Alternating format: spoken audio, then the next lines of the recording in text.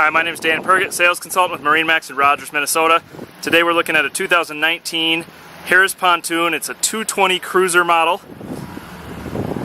Okay. This is what we call our single lounger layout.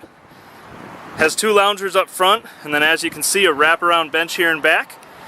This backrest flips forward or backwards, so you can sit here all around the bench together, as well as pushing the bench back, and legally you can sit in the back here while underway. It's got a lot of storage, speakers back here while you're out at the sandbar and such, powered by a 150 horsepower Mercury engine. Here in the front of the pontoon we have two nice loungers. There's cup holders in the armrests.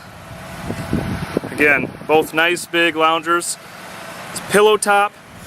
We have in-floor storage and extra storage over here for a dressing room.